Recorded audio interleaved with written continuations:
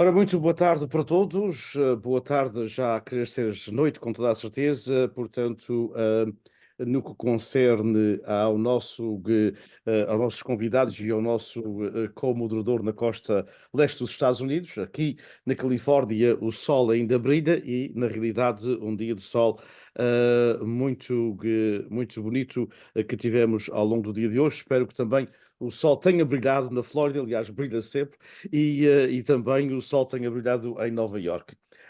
Como sempre, estamos em direto, uma apresentação da Palcos, Portuguese American Leadership Council of the United States, e também em parceria com o Instituto Português Além Fronteiras, ou seja, o Portuguese Beyond Borders Institute da Universidade Estadual da Califórnia em Fresno, que dirijo já há alguns anos. É com muito gosto que estamos na vossa companhia. É mais uma sessão de As Nossas Vozes, Vivências Portuguesas nos Estados Unidos da América, uma parceria Palcos PBB. E, obviamente, que agradecemos ao nosso convidado de hoje. Agradeço sempre ao meu co-moderador e amigo Ilídio Pereira, e é para ele que passo desde já a palavra. E, como sempre, as nossas perguntas são sempre enviadas aos nossos interlocutores, não porque são difíceis, mas porque queremos de facto uma reflexão sobre aquilo que é a nossa comunidade hoje, ou melhor dito, a nossa diáspora. Já não somos uma mera comunidade de gente que vive fora de um país, somos já uma diáspora de gente que cria fora desse país, Exato. como é o caso do nosso convidado de hoje. Passamos então a palavra para o Ilídio, com muito boa tarde ou já boa noite para aí.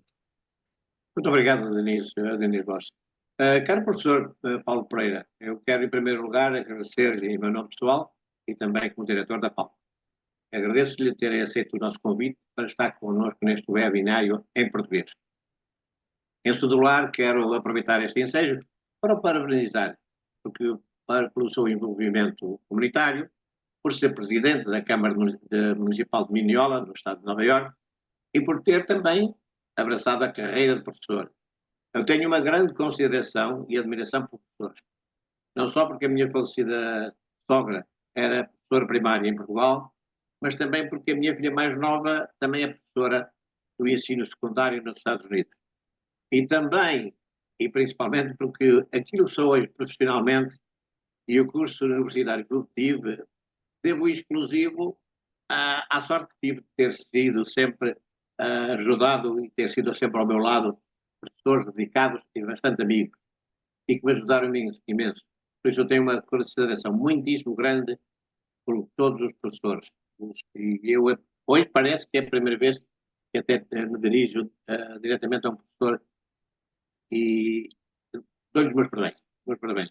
Eu Obrigado. vou começar por ser o primeiro daquelas, como o Diniz disse, não são bem perguntas, são tópicos para a conversa que vamos ter hoje e não são perguntas nem tópicos para que as pessoas se intimidem, mas sim para que possa possamos ter um diálogo mais aberto.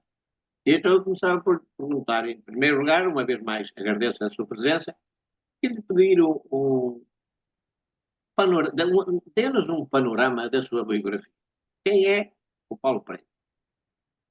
Principalmente o seu percurso de Portugal para os Estados Unidos. Em primeiro lugar, deixe-me dizer que nós somos dois Pereira, portanto, isso já é uma coisa muito boa. Já é uma coisa muito boa. Portanto, quem é o Paulo Pereira e qual foi realmente o seu percurso de Portugal para os Estados Unidos? Muito obrigado, Sr. Ilídio, Diniz, mais uma vez, muito boa noite ou boa tarde. Aqui o sol hoje não brilhou assim tanto, um bocado frio, um bocado não, bastante frio, mas pronto, também quero agradecer a Palcos por esta iniciativa, Portuguese Beyond Borders, de Fresno State University, claro, porque eu acho que esta é uma iniciativa que eu já ando a seguir há algum tempo, através destes webinários no Facebook, portanto, é uma maneira de nós estarmos ligados ao resto das comunidades portuguesas neste país tão grande.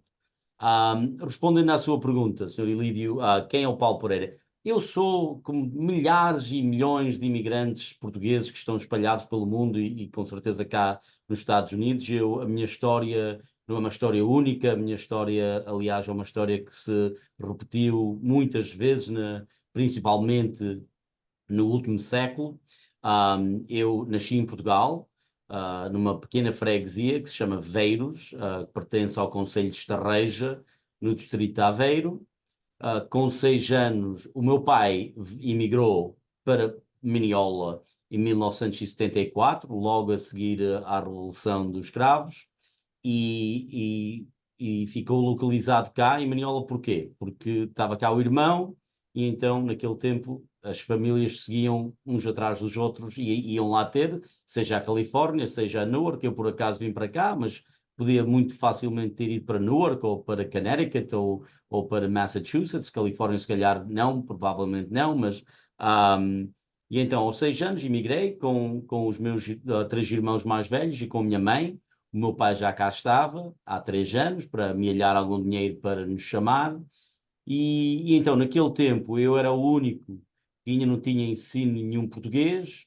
Ao fim de 2 anos de cá estar a fazer a segunda classe cá, os meus pais, que além de não terem formação, o meu pai fez a 4ª classe e a minha mãe ainda menos, entenderam que era importante que eu não me esquecesse da língua portuguesa e que aprendesse a ler e a escrever português. Então, em 1981, com 8 anos, os meus pais mandaram para Portugal para viver com a minha madrinha e com a família da minha madrinha. Então eu passei 2 anos em Portugal, de 79 até 81, fiz a 4ª classe em Portugal. Naqueles 2 anos não vi os meus pais, falava com eles todas as semanas, mas não tínhamos o que temos hoje, Skype e Facebook e Zoom e videochamadas, mas pronto, era o que era. E eu realmente, esses 2 anos que eu passei em Portugal mudaram a minha vida. Eu sou o que sou hoje precisamente por o sacrifício que os meus pais fizeram e pelas oportunidades que eu tive durante aqueles 2 anos de aprender português, nunca mais me esqueci, e também ganhar aquela paixão que hoje arde dentro de mim por Portugal, por tudo que tem a ver com Portugal, que tem a ver com a minha terra. Eu levo sempre Portugal comigo, seja onde for. E esses 2 anos foram muito importantes, além de ser muito jovem. Eu sou hoje o que sou precisamente por causa disso. Nem imagino o que é que a minha vida seria se não tivesse passado esses 2 anos em Portugal. Quando regressei aos Estados Unidos, agora lembrem-se que eu tinha-me esquecido de falar inglês e tive que aprender a falar inglês novamente, que não foi muito difícil. E depois segui a minha formação toda cá. Andei no liceu local, Maniola High School, entrei na faculdade no Adelphi University, onde tirei o meu bacharelato em História, e ao fim de 4 anos comecei a dar aulas de História no próprio liceu que eu frequentei, Maniola High School. Naquele tempo, em 1993, eu era o primeiro português, ou o primeiro luso-americano a ser professor na escola sem ser professor bilingue. Portanto, um professor, vamos dizer, normal, não é? Um professor que não seja professor bilingue ou de ensino bilingue. Depois, enquanto dava aulas, tirei o meu mestrado também em História, e aliás, naquele tempo, o meu mestrado, a tese do meu mestrado, foi sobre o casamento de Carlos II da Inglaterra com a infanta de Bragança, Catarina de Bragança, o casamento que, claro, que tem muito a ver com a estratégia de Portugal naquele tempo, vis-à-vis a Espanha e pronto, mas só para mostrar que a minha vida sempre teve um laço de Portugal a correr, seja a língua, seja a cultura, seja a história, tudo o que tem a ver com a minha vida profissional e pessoal tem a ver com isso. Aliás, eu conheci a minha esposa, que nasceu nos Estados Unidos, em Portugal. Ela estava de férias, eu estava a estudar no ISEG, no Instituto Superior de Economia e Gestão em Lisboa, fazer uma pós-graduação através do UMass Dartmouth, que é bem conhecida, o Michael Baum, que hoje trabalha na FLAD, e foi na sequência desse verão que eu lá passei, que além de a minha mulher ser aqui de Long Island, bastante perto, não nos conhecemos cá, conhecemos lá, e pronto, e o resto é história. Na vida política, só mais tarde, eu sempre quis ser professor de História. Já sou professor de História há 31 anos, estou a acabar agora o meu 31º ano como professor no Maniola High School. E a vida política foi por acaso, e só veio mais tarde, além de eu ser uma pessoa que sempre me interessei em civismo, pronto, sendo professor de política, ser uma pessoa com formação nessa área, claro que sempre me interessei em votar, em participar, em fazer parte da nossa parte cívica, não é? Mas nunca pensei que estivesse do outro lado dessa desse assunto, que estivesse sempre do lado de fora e nunca do lado de dentro, mas por acaso encontrei-me, apareceu a possibilidade de concorrer para vereador em 2008, concorri, ganhei e agora passei 10 anos como vice-presidente da Câmara. Em 2022 o presidente da Câmara decidiu não concorrer e então eu decidi concorrer em 2022, ganhei e agora estou a meio do meu primeiro mandato e estou a gostar imenso. Continuo a dar aulas a tempo inteiro, e eu gosto de dizer que o meu trabalho como presidente da Câmara é o melhor part-time de 80 horas por semana que se pode ter. Portanto, estou a gostar. Olha, são 8h15 da noite cá em Maniola e eu tive uma reunião municipal hoje, tive reuniões todo o dia hoje, porque esta semana não temos aulas, é férias, e então eu, quando tenho a possibilidade, tento fazer as duas coisas. Não é fácil, mas tenho uma família que me apoia, tenho uma equipa de funcionários cá na vila que também faz um trabalho excelente e não durmo. Pronto. Então, parece que não tem tempo para e, muitas outras coisas, isso é verdade.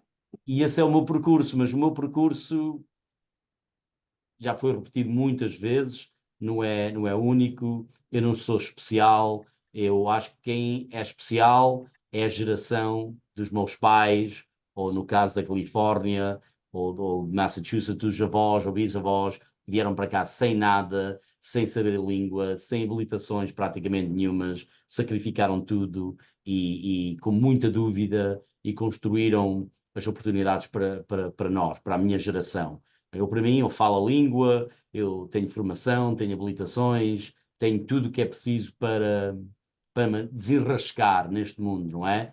Mas nem imagino como é que os meus pais vieram para cá com 4 filhos, não tinham nada, e então, para mim, eles é que são os heróis, eles, os gigantes nos quais ombros nós nos assentamos hoje, essas pessoas, seja em comunidades em Maniola, ou na Califórnia, ou em Massachusetts, ou em Rhode Island, essas pessoas é que valem a nossa admiração. Não só as pessoas que aparecem nos jornais, ou as pessoas que têm posições agora em vários níveis na vida cívica ou na vida política dos Estados Unidos.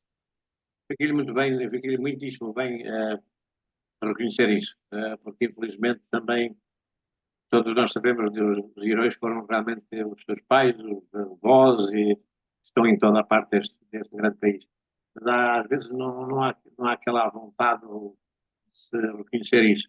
Uma coisa que me ficou bastante logo gravada foi quando começou a falar, disse que falou na Revolução dos Escravos. Eu fico muitíssimo agradecido e muito contente que o tenha dito, porque é outra coisa que muitas pessoas se esqueceram. Uh, o seu caso não é um caso único, realmente, eu concordo consigo. Mas, veja, foi a conhecer a sua esposa em Portugal. Foi através dos estudos daqui que foi acabar lá com o mestrado também. Portanto, é um bocadinho único. Muito obrigado. Esclareceu bastante bem. Meu caro amigo Luís Diniz. Bem, eu acho que o Paulo, de uma forma ou de outra, até já respondeu a alguma parte do que eu iria perguntar-lhe, mas eu gostaria de aprofundar um pouco mais. Ou seja, primeiro, ahm, como é, Paulo, a ligação que o Paulo tem tido com a comunidade portuguesa de Nova Iorque, apesar de, como disse, quer dizer, veio para cá, teve a felicidade, a infelicidade, porque teve longe dos seus pais, mas ao mesmo tempo a felicidade de fazer o ensino básico em Portugal, a parte dele. Mas como é que tem sido a ligação com a comunidade de Nova Iorque, da sua zona em particular, não é? E como é que, portanto, O seu percurso já falou um pouco como é que entrou, obviamente, no ensino e depois na política, mas eu perguntaria, ahm, o que é que o levou, na realidade, a concorrer a vereador? Porque, como disse, e como aqui, por exemplo, na cidade onde eu vivo, os vereadores também são, como o seu caso, são part-times, são muito mal pagos, têm alguns benefícios, mas não valem Yeah. o trabalho e muitas vezes as chatices, mas muitas vezes se envolvem quando se concorrem é por uma de duas razões. Pelo menos o estudo que nós temos feito aqui na California Portuguese American Coalition, ou seja, uma para stepping stone, digamos assim, para outro cargo, e compreende-se, a experiência tem que começar num lugar qualquer, não se pode chegar, bem, há uma pessoa que chegou a presidente dos Estados Unidos sem qualquer cargo político, mas foi a ave rara. No entanto, e a segunda razão é porque há um tema, há um assunto dentro da cidade que essa pessoa se apaixona por ele e que vê, epá, eu posso resolver estas situações e que as outras pessoas não veem. Portanto, a minha pergunta é em duas partes. O seu relacionamento com a comunidade de Nova Iorque, não é? Da sua cidade e não só, e também a razão que o levou, se há alguma razão específica para ter entrado para a autarca. Sim, eu acho que também eu não apareci aqui de paraquedas, e eu noto que isto também em todas as comunidades onde eu conheço algum eleito português ou luso-americano ou luso-descendente, todos começaram muito pequeno, começaram nas suas comunidades, nos clubes, nas associações, no futebol, nas escolas comunitárias, e foi assim também que eu comecei. Para já, os meus pais, além de ter o ensino básico, até menos, sempre puseram muita importância em eu continuar na escola portuguesa cá, na escola comunitária. Portanto, naquele tempo eu não gostava nada de ir, não é? Porque eu tinha escola ao longo do dia, a escola americana, e depois tive que ir ainda mais 2 horas ou 3, 2 vezes por semana. Não era nada que me agradava, mas hoje eu agradeço imenso que eles tiveram essa visão e nunca desistiram naquele tempo, obrigar-me, mas hoje eu é que lhes agradeço por isso. E então eu comecei depois como adulto, o meu envolvimento na comunidade, fui presidente da escola portuguesa comunitária, ainda não tinha filhos, nem não era casado, eu era solteiro, mas vi a importância que aquilo, a presidente antes de mim deixou a escola e aquilo estava praticamente para fechar, e disse não, não pode, isto tem que continuar. E então fiz o sacrifício que eu ainda nem tinha os meus 30 anos, mas fui presidente por vários anos. Também temos um Lions Club, a Long Island Portuguese Lions Club, já perto de 30 anos que eu faço parte desse órgão, que eu acho também que é muito importante, que não tem muito a ver com a nossa Portugalidade, mas tem a ver com o serviço e servir a comunidade. Um, Também eu, junto com o senador estadual e o meu amigo Jack Martins, em 2012, conseguimos integrar o ensino do português no Liceu Local Maniola High School, que até hoje continua a ser a única escola pública no ensino secundário no estado de Nova Iorque, e há mais de 700 escolas secundárias em Nova Iorque que temos português como segunda língua. Eu é que sou o professor, além de não ser professor de línguas, sou professor de história. Eu fiz-me de voluntário e então dou uma cadeira de português, NUAL, the National Examination of World Languages, através do American Councils. Este ano tenho uma dúzia de alunos, que é muito bom, e cada ano vamos crescendo, e eu ainda não desisti de tentar aumentar o número de cadeiras, o português para iniciados, vamos dizer, e um português mais avançado. E eu acho que cada vez estamos mais próximos disso. Também vou este ano agora fazer a minha 6ª edição do intercâmbio que eu faço com a nossa escola, Maniola High School, com escolas em Portugal. As primeiras 4 foram com uma escola secundária em Ovar, a José Macedo Fargateiro. O ano passado fiz uma escola em Lisboa, uma escola internacional, e este ano vou fazer com a escola secundária da Mortosa. E o que eu levo lá não é portugueses, além de alguns serem portugueses ou luso-descendentes ou luso-americanos. Eu direi que se eu levei uma centena de alunos nestas 6 edições do intercâmbio a Portugal, mais de 80% deles não eram portugueses. E depois os portugueses que vêm de lá para cá também têm uma noção do que é a diáspora, do que é os imigrantes, do que é Nova Iorque, e eu acho que isto é uma maneira em 10 dias de mudar estas preconceições que temos, estes mitos que temos de Portugal ou que temos dos Estados Unidos, e eu todas as vezes que faço fico completamente louco em ver como é que estas ideias mudam, porque eu acho que os portugueses em Portugal têm uma ideia do que é ser imigrante, seja na França, seja na Alemanha, seja no Canadá, seja nos Estados Unidos, e eu acho que os americanos, menos agora, mas tinham uma noção de que Portugal era um país do terceiro mundo, que Portugal que não valia nada, que não há nada. Pronto, isso tem mudado bastante nestes últimos 10 ou 20 anos, mas eu quando comecei a fazer estes intercâmbios em 1997, não era bem assim. Portugal era desconhecido, praticamente fora das comunidades portuguesas nos Estados Unidos. E depois, em último lugar, eu sei que vamos falar sobre isto um bocado mais à frente, decidi concorrer para Conselheiro das Comunidades Portuguesas, que acho importante. Portanto, isto tudo, seja o meu envolvimento nos órgãos comunitários, no Long Island Portuguese Lions Club, na escola comunitária, no ensino de português, nestes intercâmbios, isso aí é muito importante para estarmos ligados à diáspora e para ligar a diáspora a Portugal.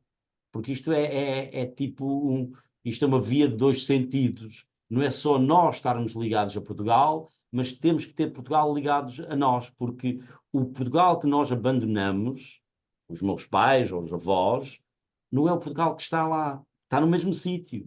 E é aquele mesmo retângulozinho, mas o que está lá dentro não era o que estava lá dentro há 50 anos ou há 100 anos. E então esta ligação tem que ser bilateral, tanto de lá para cá. Portanto, eu faço este esforço para abrir os olhos dos dois lados do Atlântico para que nós entendemos melhor a atualidade de Portugal hoje e que portugueses entendem melhor a atualidade da diáspora, porque não somos uma comunidade de pessoas com a quarta classe, como os meus pais, e Portugal não é um país do terceiro mundo. Eu acho que, e o Diniz disse muito bem, que nós esquecemos que já estamos 24 anos dentro deste século, e nós ainda temos aquela noção que ainda estamos no século XIX ou XX, e então...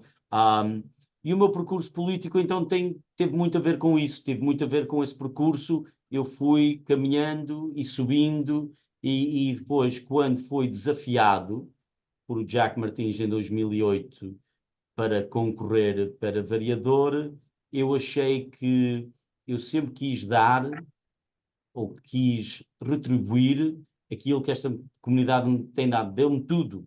Deu-me a minha formação em termos de educação, deu-me o meu emprego, deu-me a minha casa, deu-me realmente a concretização do sonho americano, a minha família, e então eu acho que é importante nós não estarmos só do lado de fora e temos que fazer a nossa parte. Se podemos, que temos alguma coisa para oferecer, devemos fazê-lo. E então, como o Diniz disse, isto não é por causa de dinheiro, isto não é por causa de palmarés, isto não é por causa de medalhas, isto é porque eu tenho uma visão para a minha comunidade, que não é só portuguesa, não é? Temos 21 mil habitantes, dos quais entre os 12 ou 15% são da origem portuguesa, mas também tenho 80 e tal por cento que não são. Portanto, isto é a minha visão para a comunidade não só portuguesa, mas para a comunidade em geral, para construir uma comunidade melhor para os meus filhos. E então aceitei esse desafio em 2008, gostei, gosto, não é sem sacrifício, não é sem sacrifício pessoal, mas ainda mais do que isso, por sacrifício do lado da minha família, porque não há, e eu falo com presidentes de câmaras em Portugal, não há governo mais próximo do povo do que um presidente de Câmara. Portanto, não é um senador, não é um congressista, não é um senador dos Estados Unidos. É dificilmente se vai encontrar com essa pessoa, mas eu estou nos cafés, estou na loja, estou no clube, estou na escola, estou nos campos de futebol com os meus filhos, portanto, as pessoas vêm falar comigo todos os dias. Não há maneira de fugir à minha responsabilidade. E eu gosto disso. Eu gosto disso. Muito bem, muito bem. Uma das grandes diferenças, obviamente, Paulo, é que os seus colegas presidentes de Câmara, portanto, em Portugal, se estivessem, como muitos estão, a gerir uma Câmara de 21.000 habitantes, era um trabalho full-time e bem pago. E Mas bem pago, pago, e bem com pago. interação com os professores, com outro fluido. É a grande diferença que eu costumo dizer, é que há poucos dias recebemos aqui na Universidade uma delegação do Ribatejo e zonas circunvizinhas, de agricultores, mais até ligados a associações agrícolas e politécnicos, e onde estavam dois presidentes de Câmara, de Porto Alegre e de Abrantes, e obviamente que não são cidades, são cidades importantes em Portugal, mas não são cidades de 300 nem 400 mil pessoas, e com presidentes de câmaras. Nós temos câmaras municipais nos Açores com 12 mil habitantes, em que o presidente tem um trabalho full-time e é muito mais bem pago, muitas vezes, do que dois professores postos juntos. Eles tinham que aprender o serviço público em termos de facto dar que se faz nos Estados Unidos. Sim, Parabéns. é um sistema diferente e eu realmente digo-lhe que esta responsabilidade que eu tenho poderia ser full-time e devia ser full-time, porque eu estou a gerir um orçamento de 25 milhões de dólares, funcionários, temos mais de 100 funcionários, temos água, saneamento, recreação, piscina, biblioteca, bombeiros, tudo menos educação, cabe-me a mim. Portanto, sim, mas olha, é o sistema que nós temos e então eu vou trabalhar, eu vou fazer o meu melhor possível dentro desse sistema, mas também gosto da autonomia que eu tenho. Temos um sistema federal, como o Denis e o Lídio sabe, temos um sistema federal onde os governos estaduais e depois os governos ao nível de condados e ao nível de vilas, de municípios, têm muito poder, têm muita autonomia, e não temos que responder tanto aos ministérios em Washington como em Portugal. E eu também acho que, isto vamos agora fugir um bocadinho à conversa, que em Portugal, mesmo ao mais local, tudo é político, não é? Tudo tem a ver com PS, PSD e Chega e etc. Tudo vem de nacional. E aqui não, eu não concorro como democrata nem como republicano. Não temos, aliás, no meu conselho temos democratas, republicanos e independentes, mas eu digo sempre, a neve não é democrata nem republicana, os buracos nas estradas que têm que ser consertados não são nem republicanos nem democratas, portanto as pessoas querem serviços, querem sentir-se seguros, querem uma vila limpa, querem boa qualidade de vida e não estão muito interessados nessas questões. Portanto, eu não estou a servir outro mestre. O Sim, meu bem, mestre são os 21 mil residentes que eu tenho. Eu não estou a servir um mestre em Washington, nem em Albany, e então acho que essa é a diferença, porque em Portugal muitas vezes tem que servir vários mestres. É uma, vários mestres, é um uma estilo diferente. a tradição de. Tem os seus prós, tem os seus contras, como tu, Né? Paulo, exercer essa profissão, sabes muitíssimo bem. Mas na realidade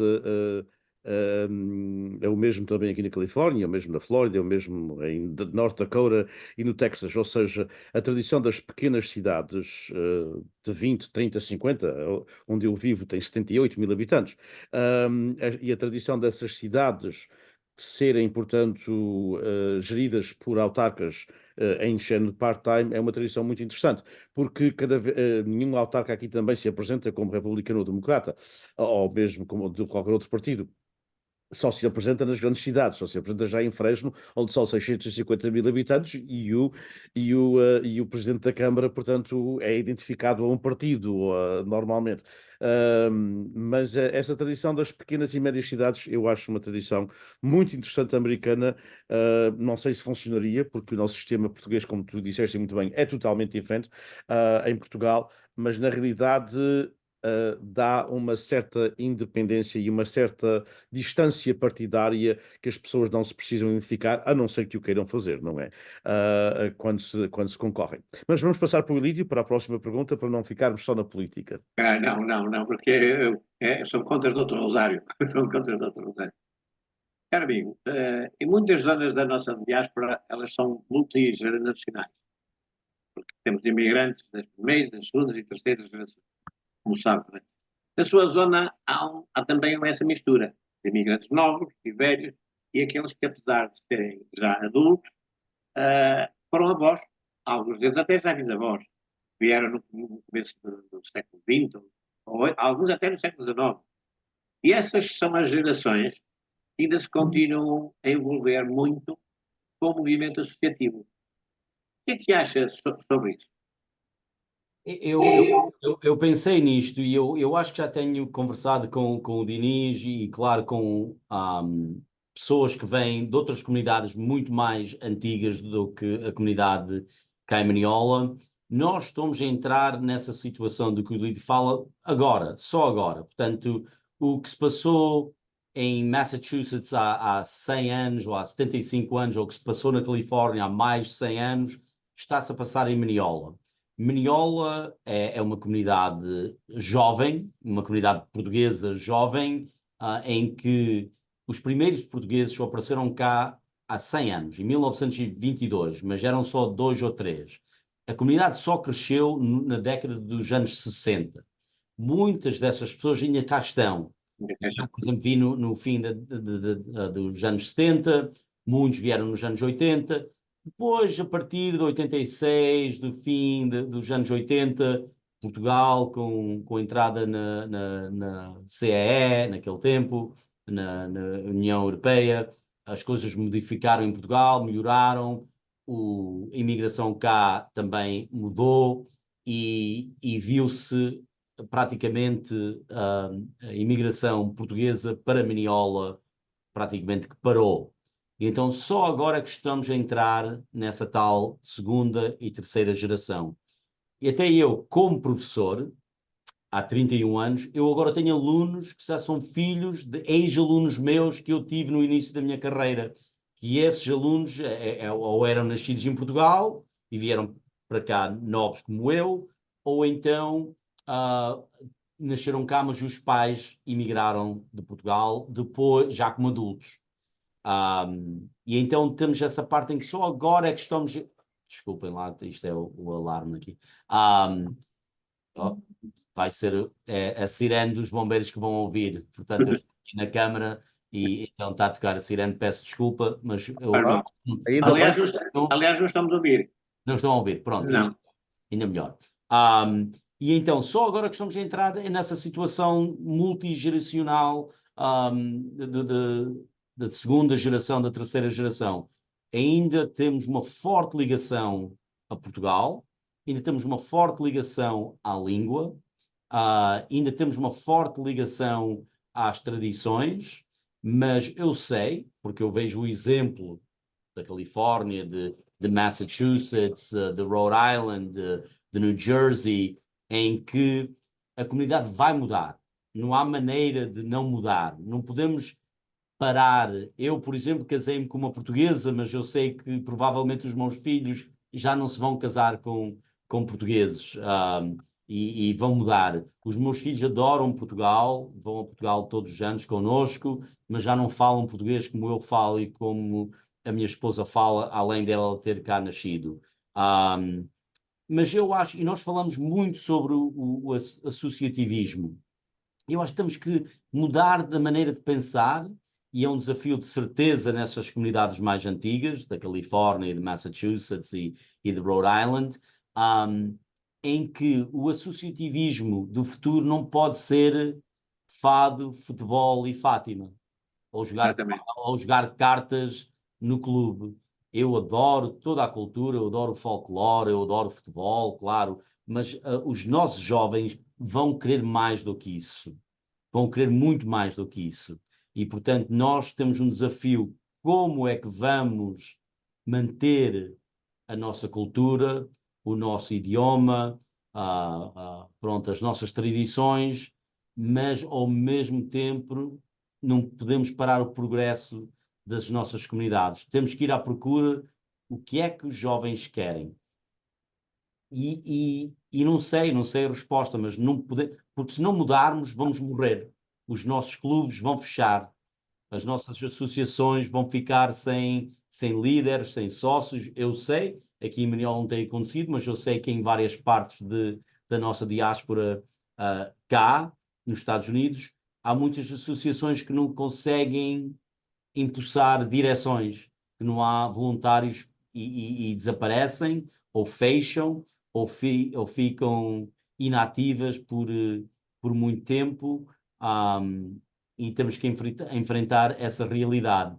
E eu, pessoalmente, acho que nós, aqueles que já estamos cá formados, que temos um entendimento do que é ser português diferente daqueles dos nossos pais, que era, pronto, olha, eu o ano passado fiz chouriças com o meu vizinho e fiz vinho com o meu vizinho, eu acho isso importantíssimo, manter essas tradições, mas também acho que é muito importante termos um reconhecimento que Portugal não é só isso. Portugal, na atualidade, é muito diferente e eu acho que devíamos convidar não só artistas pimba de Portugal para virem cá para os nossos bailes e para as nossas festas, mas sim historiadores, pessoas que vão falar de economia, pessoas que vão falar de atualidade portuguesa política, pessoas que vão falar de coisas que não é só de futebol e de folclore.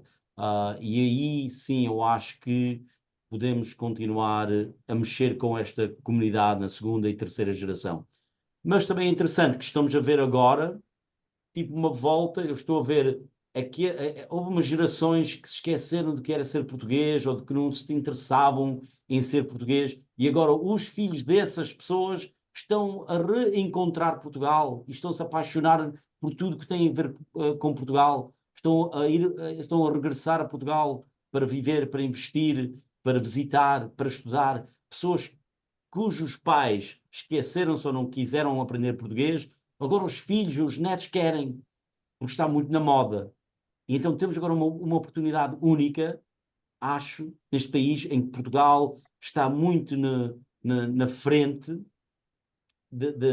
daqueles, não como eu nunca perdi Portugal e nunca perderei Portugal, mas aqueles que, nessas comunidades mais antigas, houve algumas gerações ali que, se calhar, pronto, perderam aquela ligação com a terra natal dos pais ou dos avós ou dos bisavós, mas agora aquela geração, a terceira, quarta e quinta, que está a reencontrar Portugal. Mas vão encontrar Portugal de uma forma muito diferente. Eu peço imensa desculpa de o interromper, porque, em primeiro lugar, claro, respondeu exatamente àquilo que eu estava à espera que dissesse. Já disse que nos tem acompanhado em alguns webinários. Tudo o que acabou de dizer sobre o tipo de música e a falta de convite a pessoas um pouco mais evoluídas politicamente e de história e de arquitetura e de literatura, esse é que tem sido o busilis. Quase todas as pessoas, mais ou menos da sua faixa etária, e que estão à frente de associações, todas elas dizem que as festas de Natal e de Carnaval e de São João, elas não vão acabar nunca. Mas vão ter, durante os 12 meses, alturas em que podem trazer outro tipo de artista, outro tipo de música, que vai agradar um pouco, talvez à primeira geração e à segunda, mas vai agradar bastante à terceira e à quarta geração. Porque os tais CDs, aquelas tais músicas que eles abrem e veem e ouvem, são aquelas que esses artistas atuais já tocam e cantam em Portugal. Aqui passa-se exatamente a mesma coisa. Eu sou um adepto enorme do Bob Dylan e já era adepto dele há muitos anos. Pá. Eu fui sempre um fã enormíssimo do Joe Benz e todos esses cantores que não dizem muito para algumas gerações, mas para mim disseram sempre, e no entanto nunca foram aqueles músicos daquela música de rock, de heavy rock, daquele country music repetido. Não, eu, por exemplo, eu sou um fã, aliás, amanhã até vou para lá com a minha filha, do Jimmy Buffett, em Key West. Não são aqueles músicos que venderam milhões de discos, mas são aqueles, e em Portugal é exatamente a mesma coisa. Nós temos Maritzas, nós temos Brunhosas, nós temos artistas que em qualquer parte do mundo, nós lembramos-nos que houve alguns filmes com bandas sonoras portuguesas quando ouviram algumas cantoras e algumas músicas portuguesas. Portanto, o que diz o Paulo Pereira e que disseram aqueles, tivemos a felicidade de também conversar com eles, é exatamente isso. É ter um intercâmbio de pessoas com um valor diferente musicalmente, politicamente, e há artistas, nós temos aqui artistas também de alguma nomeada, mas não são aqueles artistas que vão fazer aqueles bailinhos, como disse, daquela música pimba. Aquela música pimba são aquelas músicas talvez para a primeira e segunda geração, mas depois os filhos e netos já não vão muito disso, e portanto dizem, porque é que os filhos e netos não vêm cá? Não vêm porque aquele tipo de música não se enquadra com o conhecimento musical ou com o gosto, perdão, com o gosto musical deles. Portanto, eu concordo absolutamente com Eu só quero esclarecer que eu não tenho nada contra folclore. Não, acho que o contrário. Eu adoro, para mim, isso corre no meu sangue. Mas a pergunta era como é que vamos manter este associativismo, esta ligação a Portugal e o que é ser português? Se quisermos manter os jovens, temos que fazer qualquer coisa. Temos que mudar. Não podemos continuar da mesma forma, temos que evoluir e temos que realizar que a comunidade portuguesa realmente está a mudar. E, aliás, os imigrantes, os poucos que vêm de Portugal agora, não vêm como os meus pais, já vêm como artistas, já vêm como empresários, já vêm com formação, já vêm com outra perspectiva, não vêm cá porque têm que vir, não vêm porque querem, e vêm porque estão a ser procurados, não é? Por empresas ou por universidades ou por seja o que for. Portanto, mas eles estão a vir para cá, e então eu acho que também temos que pensar nessas pessoas que não vieram para cá nos anos 70, nem 60, nem há 100 anos e que vêm muitas vezes com formação já universitária ou Bastante adiantada. multinacional, estudaram na Itália, estudaram na França, viveram na Inglaterra, foram para a China e agora que vêm para cá. Também temos essa dimensão e aqui em Nova Iorque estamos a ver isso cada vez mais. Exato. Estamos a ver quase duas classes de imigrantes, duas vias. Aqueles, por exemplo, aqui em Maniolas, estamos numa área suburbana de Nova Iorque, a 30 quilómetros do centro de Nova Iorque. Há uma comunidade que vive em Manhattan, que vive em Nova Iorque própria, que é recente e que vem para cá com outra dinâmica. Exato. Completamente diferente da minha experiência, não é? Exato. Experiência típica do imigrante. Mas eles estão cá e também têm que ser incluídos nesta questão de o que é ser português aqui Cá fora. neste século. Meu amigo Diniz, o amigo está em mute. Sim, primeiro queria de facto secundar o que o Paulo disse, ou seja, na realidade estamos a falar de músicas diferentes e cada um que vai para o estilo que quer. E o folclore português é muito rico, mas uma coisa é folclore, outra coisa é pimba, como a gente todos sabe. Portanto, o pimba não é folclore, o folclore é riquíssimo em tradição e oralidade e essas coisas todas.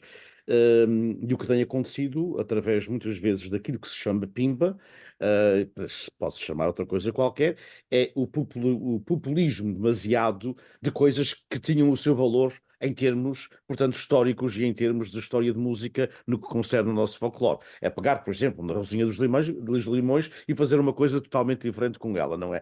Portanto, eu diria que mas na realidade a comunidade é um produto aquilo também que é, e eu recordo-me que em 1982 estava eu, portanto, com 20 e poucos anos a fazer rádio na altura, e as pessoas telefonavam-me a dizer que não gostavam da música que eu tocava, porque eu tocava coisas como, portanto, os rocks portugueses e aquelas outras coisas, e as pessoas não gostavam daquilo que eu tocava, e eu ou mudava de música ou perdia o trabalho. E, portanto, o mundo tem essas coisas e as comunidades têm essas experiências. Eu perguntar-te, Paulo, duas coisas. Primeiro, ahm, baseando-me na resposta que disseste, a comunidade tem que mudar porque a imigração acabou e a imigração que vem é diferente. Mesmo em casos como a vossa, onde a grande comunidade é a comunidade que veio, como disseste, em 60 e 70. Que foi a nossa última onda imigratória também para aqui. Nós acabamos em 79, vocês ainda continuaram mais alguns anos nos anos 80. Mas na realidade, o que se vê, e eu gostaria que tu comentasses o lado daí, o que se começa a ver, primeiro é a parte que tu disseste, portanto, começa-se a ver nas segundas e terceiras gerações, naqueles que foram os avós ou os bisavós, mas normalmente os avós, que imigraram, portanto, os pais já nasceram cá, mas ainda falavam algum português, porque as famílias falavam português em casa, e isso é que acontece quando as pessoas me dizem, como professor de português há esses anos todos, mas porquê que tal? Vocês não falam português em casa com os vossos filhos, não queiram, portanto, que eles. Uma língua é uma língua viva, não pode ser uma língua morta. Se a língua portuguesa para sobreviver tem que ser falada, Nada. não pode ser só nos dias de festa. Olha, vai ali pôr o vira a tocar para a gente bailar o vira. Portanto, nós, nas terceiras gerações, ou o que podemos chamar segunda geração nascida nos Estados Unidos, há esse interesse. Agora, o que se vê aqui, e eu perguntar-te, particularmente na tua zona e na zona aí que tu conheces muitíssimo bem de Nova Iorque, ou seja, os jovens que estão todos, e ainda bem, e isso acontece muito na vossa zona, eu sei, porque já falei contigo sobre isso muitas vezes, e aqui na Califórnia também começou a acontecer também há uns, diria, há uns 30 e tal anos, é a profissionalização. Ou seja, no meu primeiro ano, eu já me reformei da escola secundária, como tu sabes, mas no meu primeiro ano de escola, porque eu fui para o ensino mais tarde, foi para a altura que também tu começaste, mas eu sou mais velho que tu, obviamente. Eu tive, na minha aula de português avançados, tinha 17 alunos. Dos 17 alunos, 10 iam para a universidade, 7 não iam. No último ano que eu dei aulas na escola secundária, eu tive 42 avançados, 40 iam para o ensino superior e dos outros dois iam para o serviço militar. Não iam para o mundo do trabalho, iam para o serviço militar. E, portanto, a comunidade transformou-se. O que nós começamos a ver aqui, e eu gostaria de comentar desse lado lá, é que muitos desses jovens não voltam à zona onde viviam, por motivos da universidade para onde foram, ou por motivos do trabalho que escolheram. Número um. Número dois, aqueles que voltam não querem ir estragar, como eles me dizem, a palavra deles, a sua sexta e o seu sábado à noite a servir num bar das 7 até à 1 da manhã. E, portanto, o que eu pergunto é o seguinte: com vidas super ocupadas que estes jovens têm, e tu já tens também a tua, e apesar de estares 30 anos no ensino ainda és muito novo, mas com vidas super ocupadas que os pais têm hoje com 28, 30, 35, 40 anos, o nosso movimento associativo aqui na Califórnia ou começa a mudar ou então está a desaparecer, basicamente. Porque tem que haver uma profissionalização, ou seja, ter um bartender, como os clubes, como as organizações. O que é que tu vês aí? Achas que os jovens ainda estão vocacionados para aquilo que os avós queriam, ou os pais, ou também começa a haver a necessidade de se profissionalizar porque o desejo deles mantém-se em continuar a ser, portanto, de origem portuguesa e querem ver a sua Portugalidade, como tu disseste, mas ter que ser diferente.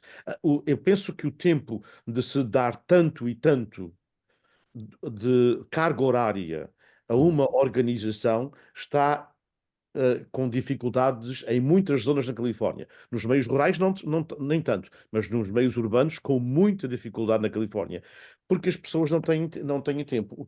Qual é a tua opinião? E o que é que... Portanto, o Diniz, eu estava a ouvir o Diniz a falar e é como se conhecesse o meu percurso, porque eu também, quando acabei o liceu em 1989, eram poucos, principalmente os rapazes portugueses que iam seguir a universidade. Eu tive sorte que tive um grupo de amigos portugueses, todos nós decidimos, mas estava mesmo no início em que praticamente todos os alunos, principalmente rapazes, antes de mim, iam todos para a construção civil ou iam para trabalho com os pais, ou pronto, e eles, muitos deles tiveram imenso sucesso, empresários hoje de companhias de construção ou de jardinagem, não é por aí, mas eu sei que eu, quando comecei a dar aulas em 1993, como eu disse mais cedo, ainda há um bocado, eu era o primeiro português a dar aulas na Mineola High School. Hoje temos mais de uma dúzia, eu tenho mais de uma dúzia de colegas, muitos deles que foram alunos meus, que são professores de terapeuta da fala, são é psiquiatra, professora de espanhol, professora do infantário, professora de primária, etc. Portugueses. Portanto, essa dos primeiros, o primeiro advogado, o primeiro médico, o primeiro contabilista, o primeiro professor, já acabou aqui nesta última geração, eu direi nos últimos 20 a 30 anos, e até os primeiros eleitos, não é? O Jack Martins abriu a porta para mim e eu segui, mas de certeza que não serei o último e cada vez mais. Portanto, esse percurso é natural, é natural. De certeza que os italianos passaram por isto, os gregos passaram por isto, todas as comunidades passam por isto. E graças a Deus que a nossa comunidade cá em Maniola, numa geração, praticamente conseguimos pôr alguém neste lugar. E também esses todos. Agora, sim, eu acho que o tempo das pessoas que passavam os fins de semana, horas e horas a, a servir ou organizar festas com esta geração que nós temos agora, porque praticamente eu posso lhe dar meia dúzia de nomes cá em Maniola que são sempre os mesmos, que estão sempre prontos, seja neste grupo de folclore, neste grupo de associativismo, são os mesmos. E quando eles se reformarem, ou quando eles forem para a Flórida, que muitos estão, ir para a Flórida, ou forem para Portugal, acabou. Porque ninguém quer porque não tem tempo, como o Diniz disse, e ninguém quer porque depois, ainda por cima, são criticados, não é? Há muitas pessoas que gostam de criticar e não fazer, e então eu concordo, e é um desafio que nós já andamos aqui a falar há muito tempo, é ter pronto, vamos ter um board, não é? Vamos ter um conselho feito de voluntários, mas do dia a dia das associações tem que ser pago, tem que ser um funcionário que esteja a seguir, tem que ser um manager, uma pessoa que vai ter a responsabilidade de abrir a porta, de gerir os custos, as compras, as vendas, o que entra, o que sai. Não é aquele que aparece ao fim de 8 horas de trabalho, cansadíssimo, sai de casa depois de comer, vai para o centro para depois estar a fazer contas e reuniões, etc. Para quê? Quem é que quer aquilo? E por isso é que nós vemos que ao fim de um ano ou dois não concorrem novamente. Não concorrem novamente porque não vale a pena, é muito tempo, há pouco apoio, ainda menos ajuda e muitas críticas. E para quê? E então eu acho que, eventualmente, e de certeza que nas comunidades mais antigas se calhar já aconteceu, ou está muito mais perto de acontecer, é que vamos ter que enfrentar a realidade que estes clubes não vão funcionar só de voluntários.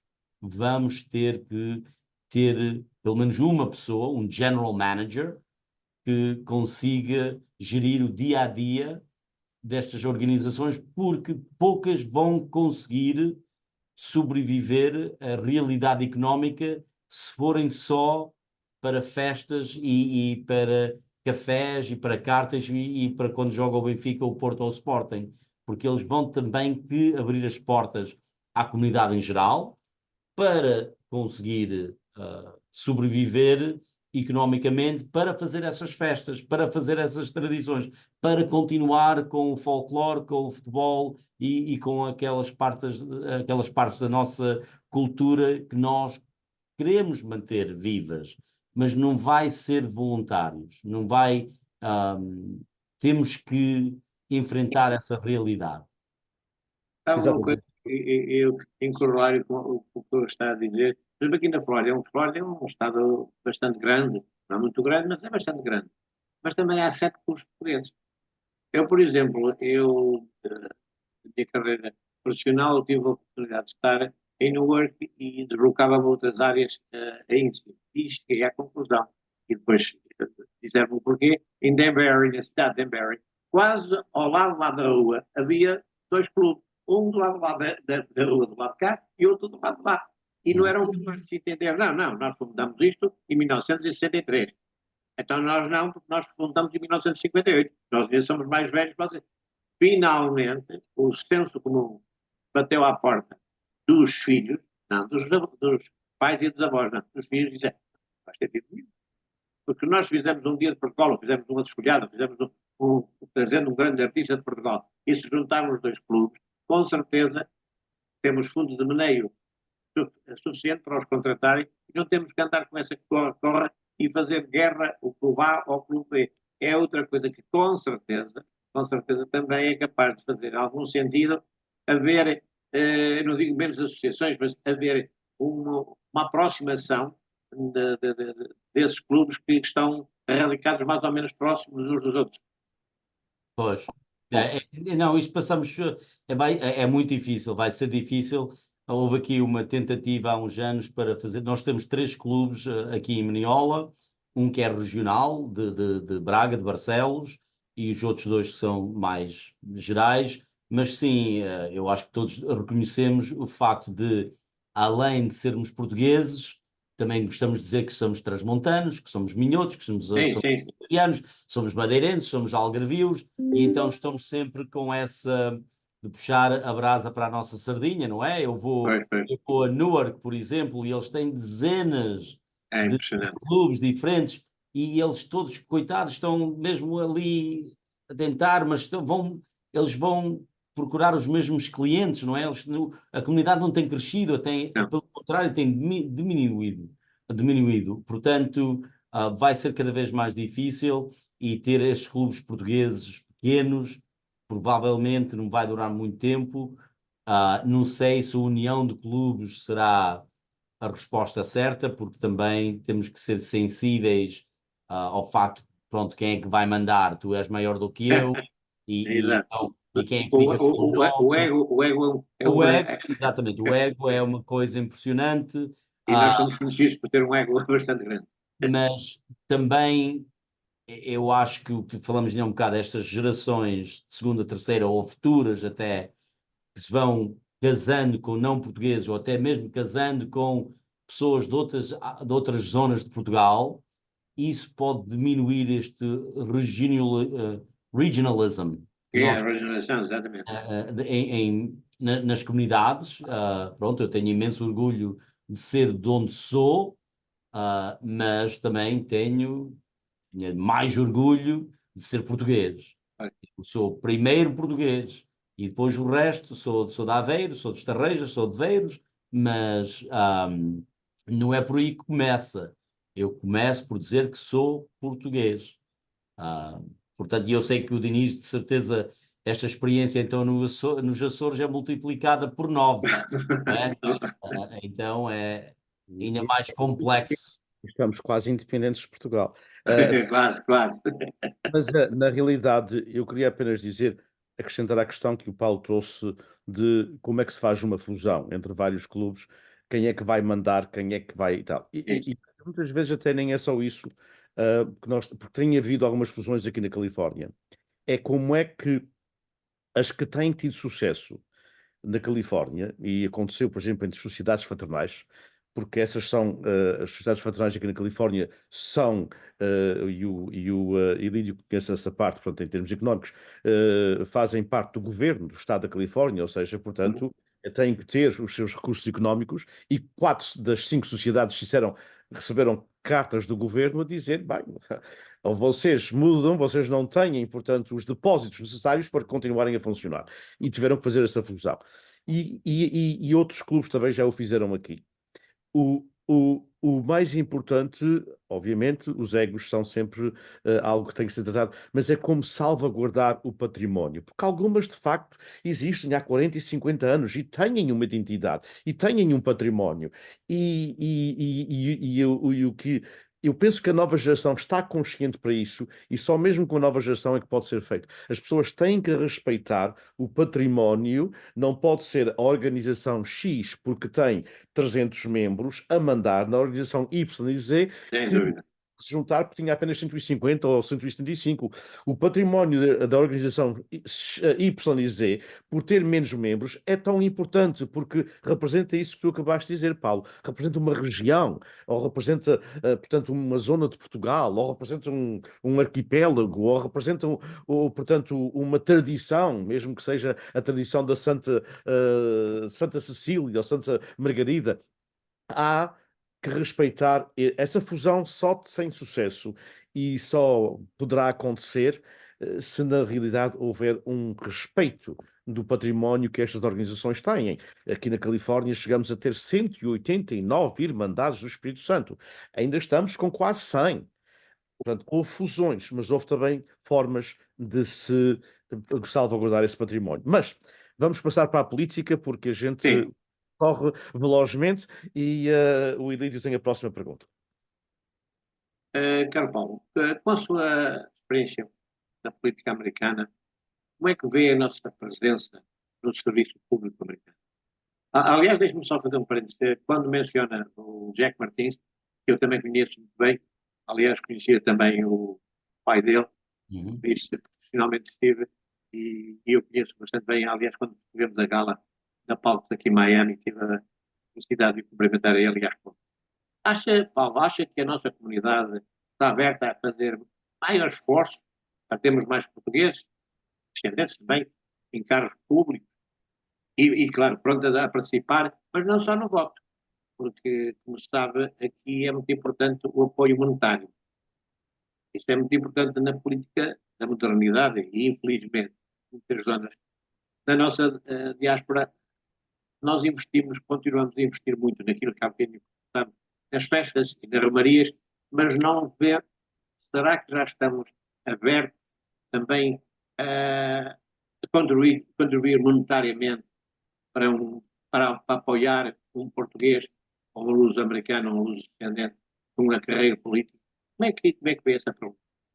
Pois, então eu acho que em Nova Iorque, como eu disse, somos uma comunidade relativamente recente. Eu gosto de ver o exemplo de Massachusetts, de Rhode Island, da Califórnia, onde não se fala nem em primeiros, nem em segundos, nem em terceiros, nem em quintos, nem não sei quantos ah, representantes na Câmara, senadores estaduais, congressistas, etc.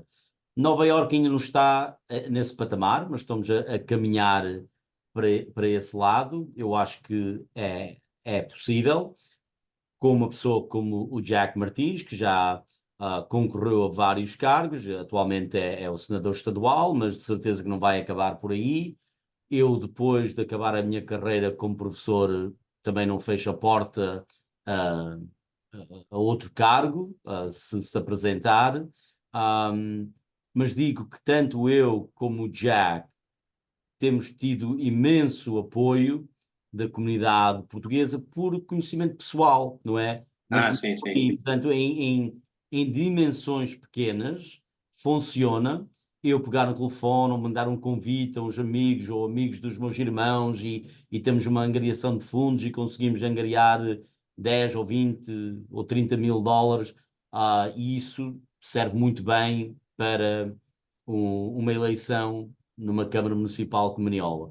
Agora, quando estamos a falar para eleições para o Congresso ou até mesmo para o Senado Estadual, nem falando no Senado Federal, esses números, claro, são muito maiores. E eu acho que, para mim, foi a parte mais difícil da política, porque eu sei que isto não é uma tradição em Portugal, era ir pedir aos meus amigos e aos meus familiares dinheiro. Mas aqui é o sistema, não se ganha eleições sem publicidade, Exato, exato. eleições sem dinheiro, não se ganha eleições sem ter uma presença, seja agora a presença nas redes sociais, ou nos jornais, ou na televisão, e isso tudo custa dinheiro. Portanto, há aquelas pessoas que, pronto, ainda estamos a falar em pessoas que vieram para cá, ou lembram-se dos pais dos avós que vieram para cá sem nada e que trabalharam por tudo, e agora vão-me dar $100 ou 1000 ou 500. Não é fácil, mas sim, eu acho que a comunidade portuguesa tem um papel importante, provavelmente não ao nível nacional, mas em meia dúzia de estados temos. Flórida é um deles, a Califórnia com certeza, não é? Está à frente, Massachusetts, Rhode Island, Connecticut e Nova York. E eu acho que nesses estados temos muito para dizer, temos um lugar à mesa e temos que continuar e não perder. Portanto, temos em Nova York, sou eu, é o Jack, e temos o Tony Gonçalves, e temos 4 eleitos. Não parece ser grande coisa, mas há 20 anos tínhamos 0, Zero. não é? E então, e há 10 anos tínhamos 2. Portanto, provavelmente daqui a 10 vamos ter 8, não sei. Mas sim, eu acho que é importante que a comunidade portuguesa que reconheça, não é só por votar por um português, porque eu não posso ganhar uma eleição com votos portugueses só. E também eu, como Presidente da Câmara, não estou cá para servir só os portugueses. E não é, faz-me um favor porque eu sou português e tu és português. As pessoas entendem isso, eu acho que as pessoas têm que entender isso, nem todos entendem, mas pronto, Mas isso é normal. mas o que é importante é termos um lugar à mesa, não estar do lado de fora, não estar do lado, há 30 anos cá em Maniola, olha, os portugueses têm umas belas casas, mantêm uns belos jardins, eles são grandes jardineiros e construção civil, pedreiros, etc. Não, nós já ultrapassamos isso. Portanto, nós merecemos, porque nós, este país, este Estado, esta comunidade fez muito por mim, por nós, mas nós também fizemos muito por este país, por esta comunidade, por este Estado. Portanto, nós não viemos cá, não fomos parasitas, pelo contrário. Pelo contrário, nós temos muito para oferecer e demos muito do nosso tempo, do nosso suor, do nosso sangue, do nosso trabalho, do nosso desempenho, e agora merecemos estar onde estamos, mas não podemos parar por cá. E quem me esteja a ouvir do lado de Portugal, as eleições lá são diferentes, têm as suas deficiências e pessoas em Portugal provavelmente estão frustrados com o sistema de eleição lá, mas pessoas cá também estão frustradas em que eu, por exemplo, de 2 em 2 anos ou de 4 em 4 anos, e o Jack Martins de 2 em 2 anos, tem que ir bater à porta e tem que pedir por apoio, por ajuda, mas é a realidade de eleições. Sim, sim. E quanto maior a posição, muito mais dinheiro é preciso, porque nós, se não o angariamos, a nossa oposição vai angariar. Angaria. E então é a realidade. É a realidade, provavelmente, da vida política que eu menos gosto. Realmente é a realidade que eu menos gosto, mas infelizmente eu estou no jogo, não fui eu que fiz as regras, mas tenho que jogar dentro das regras. Exato. Meu amigo Diniz, o meu amigo está em miúdo. Tem, Dizia eu que sobre a política podemos também falar muito, não é? E até as eleições nos Estados Unidos terem apoio público, como já foi posto pelo falecido senador independentemente do partido, era respeitado nos dois, John McCain, na realidade vai ser sempre um jogo do dinheiro. E queria apenas citar-vos um caso que poderá ser anedótico, mas ao mesmo tempo é real. Aqui há uma tradição na Califórnia de se contribuir muito para as festas do Espírito Santo, é uma coisa muito açoriana, como vocês hoje sabem. E eu tenho um senhor que já tem a sua idade, até está muito doente, amigo meu, que uma vez eu soube que ele tinha, e estes agricultores, portanto, destas herdades agrícolas, normalmente dão 10, 15, 20 vacas por ano para as festas do Espírito Santo. É uma coisa impressionante, e cada vaca custa $2.500, não é? Portanto, não é, é um bom montante de dinheiro. Dar 20 vacas representa 50, $60.000 por ano. E eu perguntei-lhe, tinha ouvido dizer que ele tinha contribuído para a campanha de um candidato luso-americano aqui no Congresso da Califórnia, e ele nunca não me parecia esse tipo de pessoa. E eu disse, mas ao fim e ao cabo, o senhor, o meu amigo, na verdade, o meu amigo deu, portanto, segundo me disseram, deu 2 vacas para o candidato X.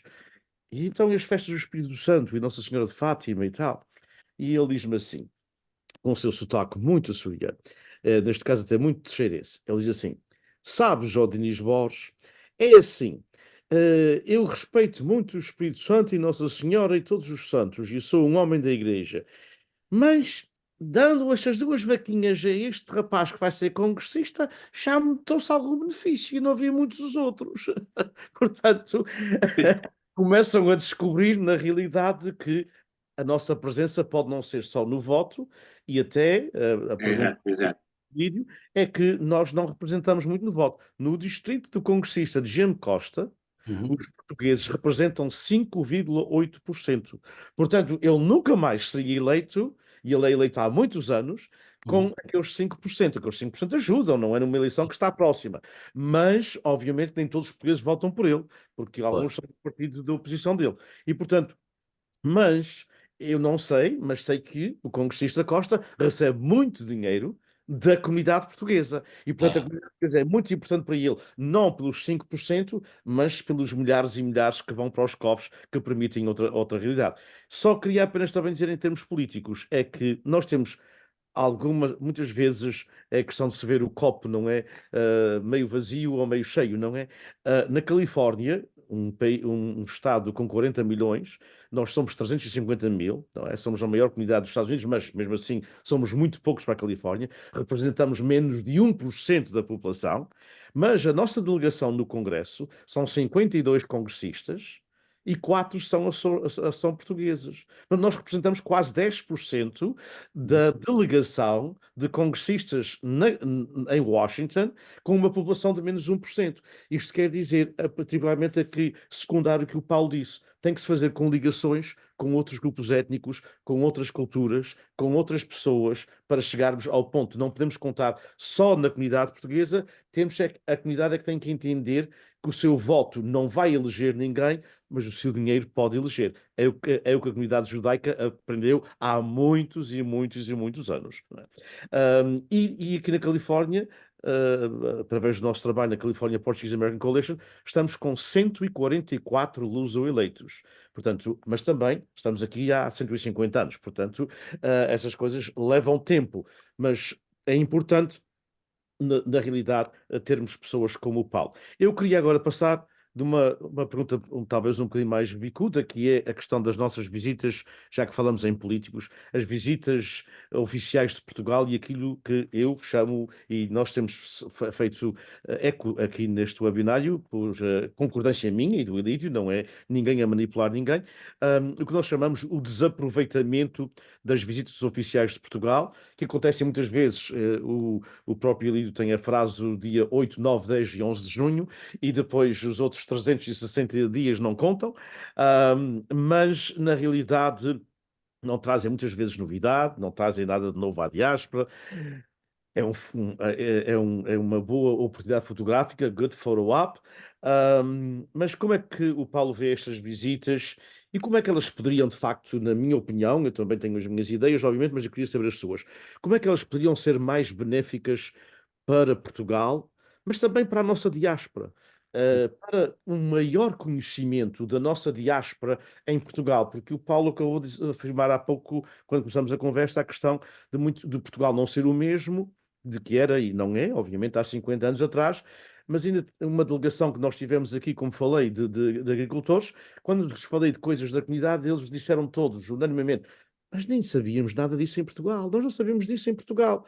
E eu disse-lhes, uma das culpas é a nossa IRTP, porque é um serviço público de televisão, num país onde 40% do seu povo vive fora, se nós somos, na realidade, 4 milhões, contando os lusodescendentes, é 40% da população. Todos os dias, o telejornal da RTP devia trazer uma notícia de uma comunidade, para que a comunidade fosse parte integrante de Portugal. Portanto, eu perguntar-lhe, no meio de tudo isto, como é que vê estas visitas e como é que a gente sabe que a gente não vai acabar com elas porque eles vão continuar a vir, mas Principalmente 8, 9 e 10. há sempre gente que se vai receber, mas como é que nós podemos trabalhar em conjunto com o lado lá e o lado cá para que elas tenham mais benefício para os dois mundos? E sempre serão bem-vindos. Portanto, o Diniz deu-me ali muito para mastigar, mas eu vou então começar pelo princípio. E só posso falar na minha experiência. Tem toda a razão, o Ilídio e o Diniz têm toda a razão, que dia 7, 8, 9, 10 de junho, mas não é essa ocasião, quando vem cá o Presidente da República ou quando vem o Primeiro-Ministro, eu acho que essa não é a ocasião para ter conversas reais sobre a situação da comunidade ou sobre o que é que precisamos.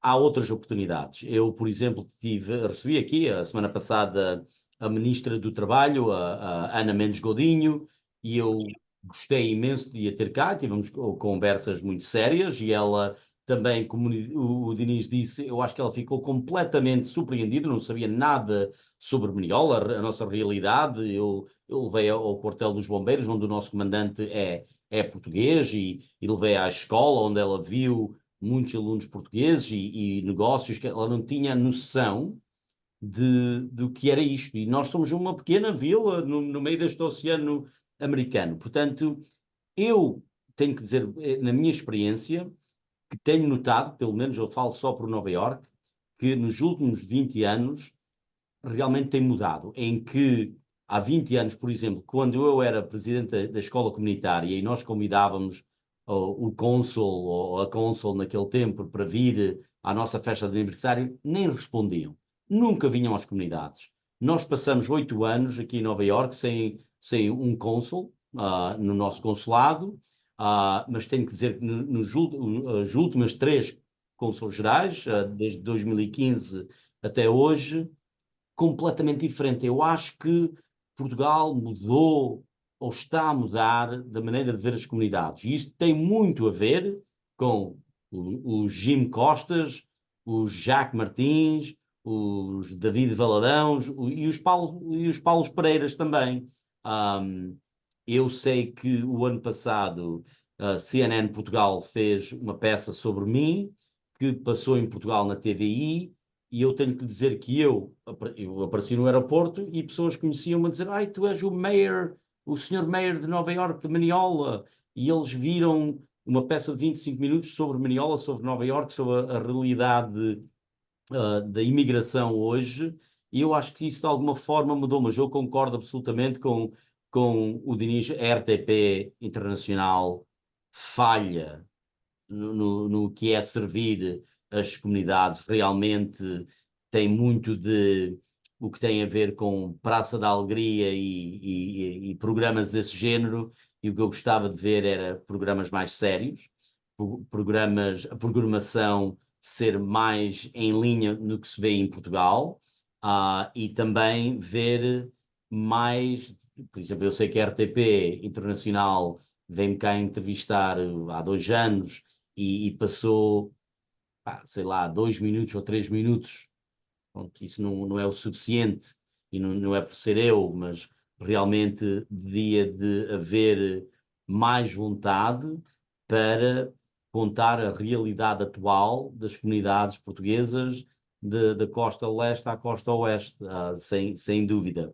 As visitas oficiais, eu acho que estão melhorando, mas nós, como eleitos ou líderes comunitários, não podemos ter papas na língua, temos que falar a realidade, e não é só, nós não somos menos, nós podemos falar como iguais, e eu acho que esta noção de, ai, vem cá o senhor ministro, ou a senhora ministra, a doutora não sei quantos, ou doutor não sei quantos, não, não, não, não, nós também somos doutores, nós também somos formados, nós também temos posições ao mais alto nível do nosso governo, não há razão absolutamente nenhuma para nós termos conversas com estas delegações como iguais, não como pobrezinhos, não como pessoas que saíram de Portugal com a quarta classe, mas sim como pessoas que são formadas, que são líderes comunitários, e não estou a dizer isto para só para o elite, mas não é só levá-los aos clubes e servir-lhe um cocktail de bolos de bacalhau e de rissóis e tirar fotografias e para eles assinarem o livro de visitas.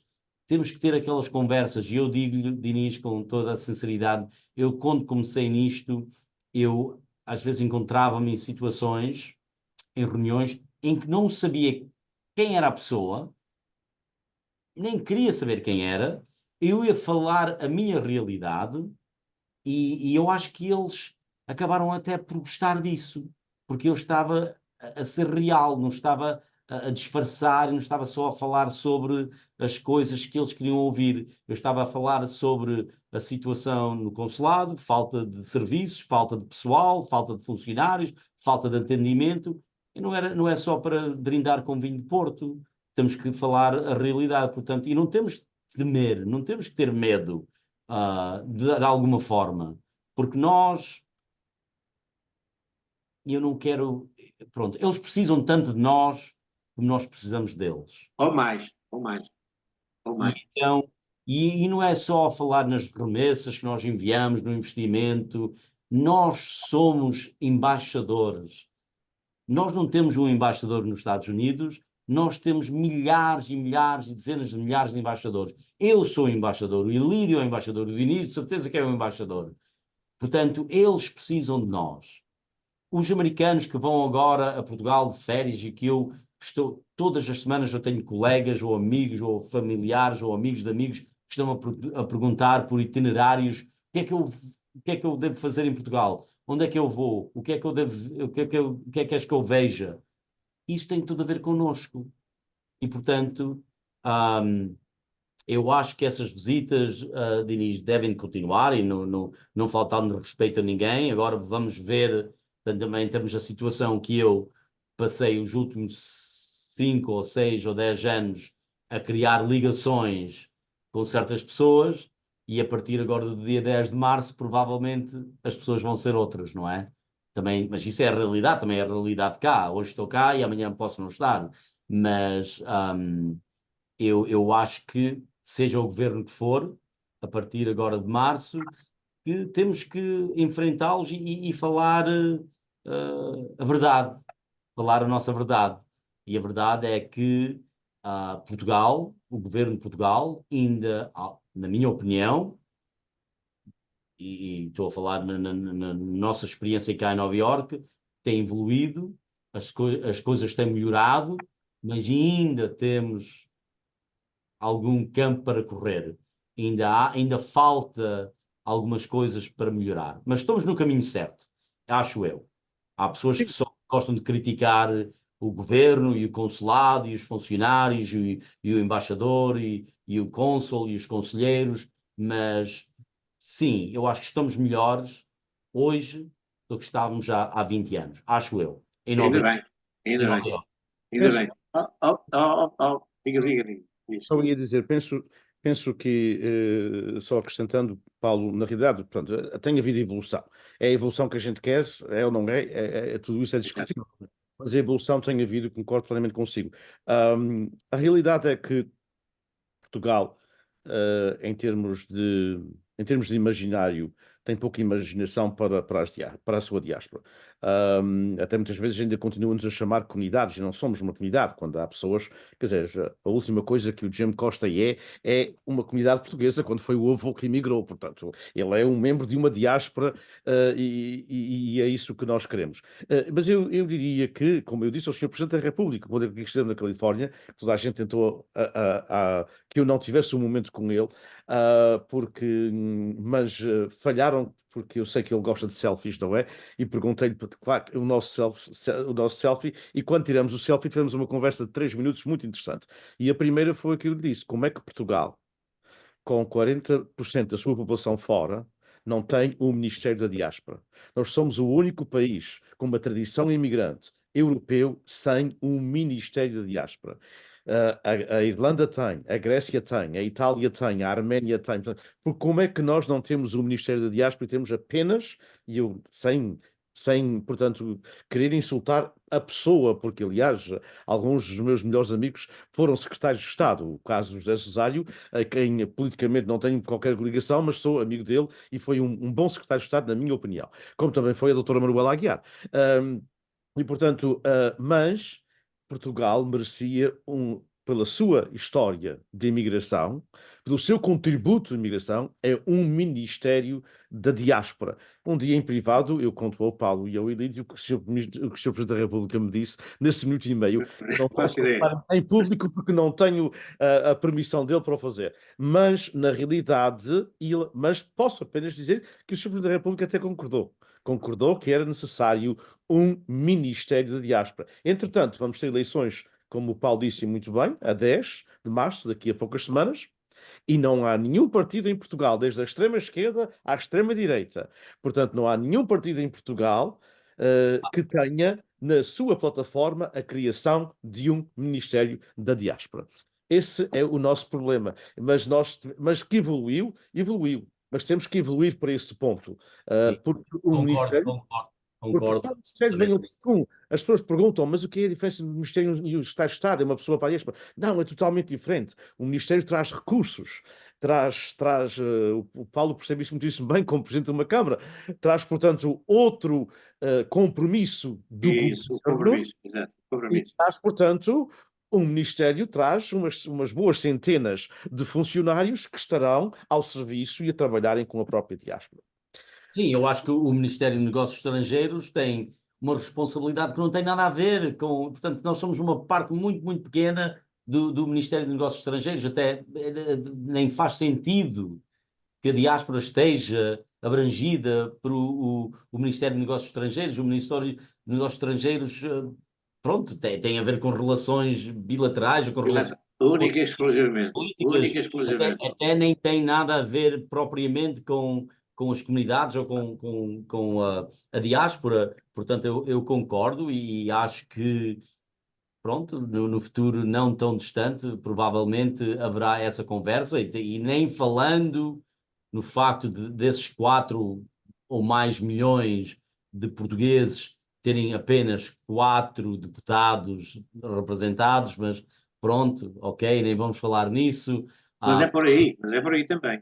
Mas também podia ser zero. Olha, que eu pessoalmente trocava o Ministério da Diáspora por os 4. Eu, E, eles, e eles podiam ficar com os 2. Olha, nem é 4 para nós, até são 2. Não é? dois. Exato. Para nós Eu até vou, são 2. eu vou E, passar. e pronto, e não falando e saindo do assunto, o facto de termos, eu também gosto imenso do José Cesário, mas ter deputados da imigração que nunca foram imigrantes é difícil de engolir, é difícil de perceber, é ser treinador de uma equipa de futebol quem nunca jogou futebol, não tem grande sentido. Vai pelos livros, Nunca vai pelos viveu, livros. pois, nunca viveu a experiência Exato. do que é ser imigrante, não viveram o que eu passei, o que os meus pais passaram, o que tantos mais passaram. E não tirando eu recebi agora aqui há semanas o Malo de Abreu, o António Malo de Abreu, que é um dos nossos deputados, que vai cessar funções agora.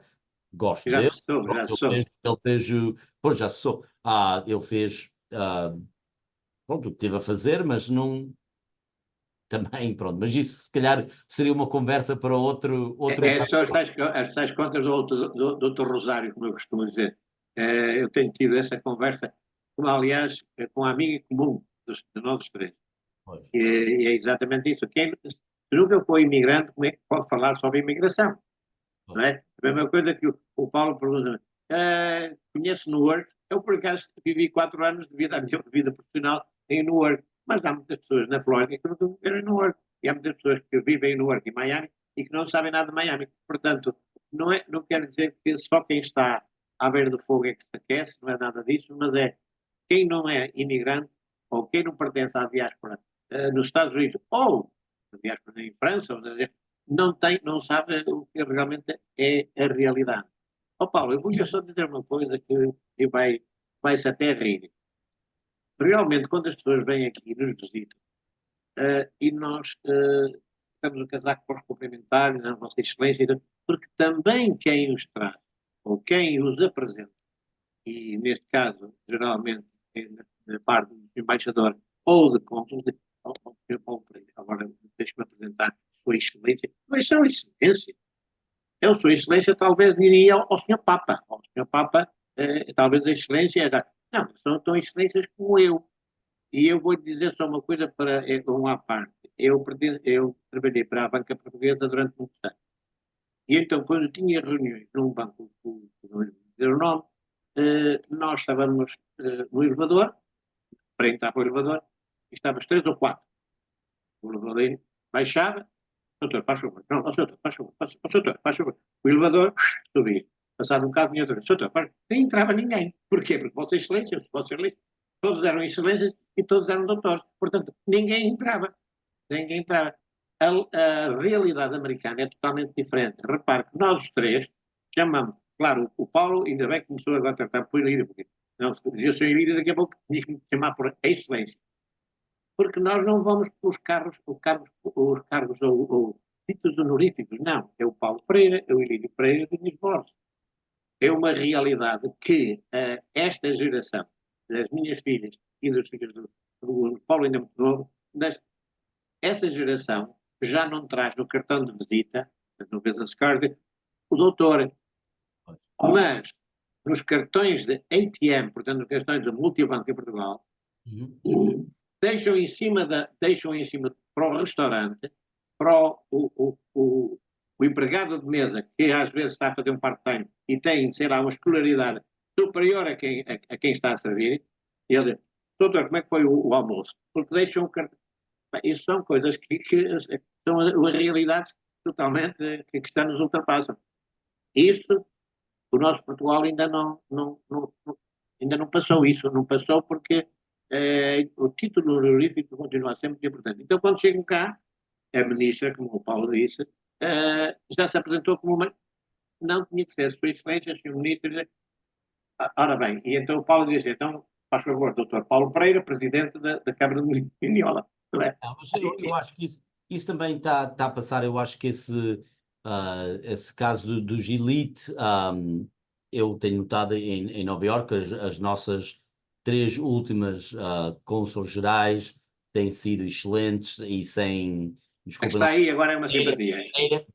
peneiras à parte, não são Ela é uma simpatia, pessoas esta que se senhora que está aí é juntaram uma à simpatia. comunidade, fazem visitas à comunidade, trazem o consulado à comunidade, portanto, por exemplo, eu posso falar porque é mais recente, eu posso dizer que a ministra Ana Mendes Godinho que cá esteve, Esta é uma super simpatia. simpática, não Epá, tinha nada de peneiras de títulos, nem não, doutora, não, nem Sua Excelência, nem ministra, nem nada, portanto, e eu também faço o mesmo, eu não. exatamente, faz muito bem. Também há pessoas aqui, Sr. Ilídio, que não, it's Doctor so and so, or Mayor so and so.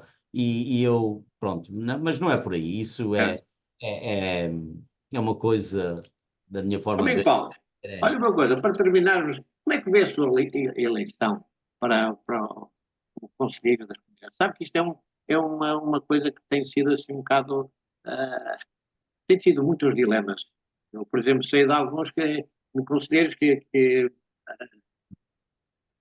em bandeira ou em arco de serem conselheiros e foram eleitos com 3 votos. Isso, cara, eu tenho a impressão que não ia nunca aceitar um cargo se fosse aceito por só 3 votos. Mas o que é que, Olha, o que é que vê a sua eleição e o que é que vê a comunidade, os conselheiros eu, secos? eu digo-lhe, ainda não sei bem o que é que meti, eu ainda não sei bem o que é que meti, daqui a um ano faço uma pergunta outra vez, aí Com certeza, daqui a um ano já não é preciso. mas eu digo-lhe que eu, como sempre tive interesse cívico, sempre me interessei em tudo que tem a ver com Portugal, com o governo. Eu sempre votei, eu voto nas presidenciais, vou votar agora nas legislativas, eu voto cá, eu voto lá, eu participo, eu estou sempre a par do que está a acontecer e eu concordo consigo. Eu sei que da última vez eu fui, desloquei-me ao consulado de Nova Iorque em 2015 para votar no conselheiro cessante, o Gabriel Marques, ganhou a eleição com uma dúzia de votos. Eu concorri por 2 razões. Número 1, eu acho que o Conselho das Comunidades Portuguesas tem feito algum progresso em algumas direções e eu quero continuar com isso.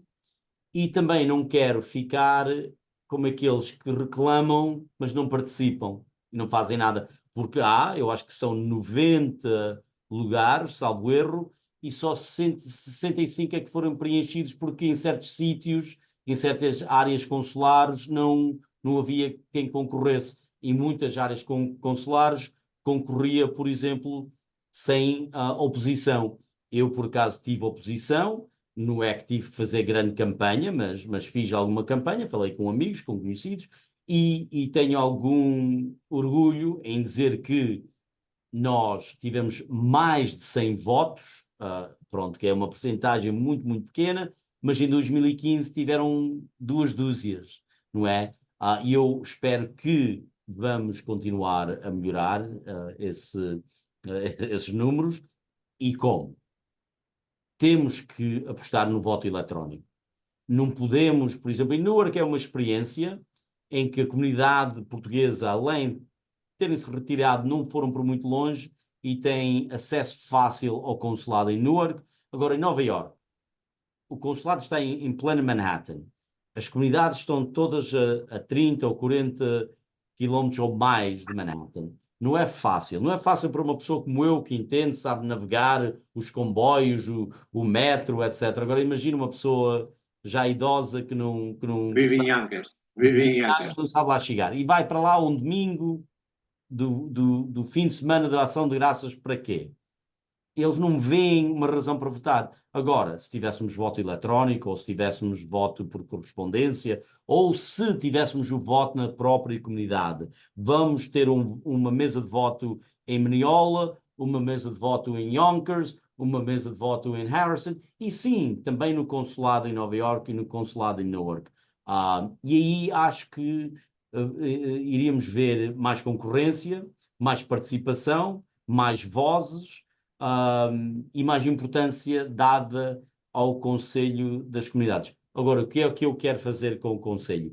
Eu acho que, com o meu conhecimento como vice-presidente da Câmara e agora presidente da Câmara, tenho alguma força política, acho eu, espero eu, que se eu falar no plenário do Conselho das Comunidades Portuguesas, que terei algum peso e que a minha opinião contará para alguma coisa.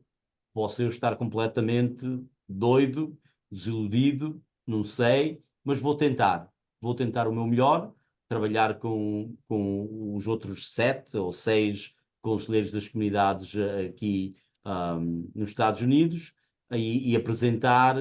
E o meu trabalho não vamos de repente mudar o número de deputados de 4 para 40, nem de 4 para 5, provavelmente.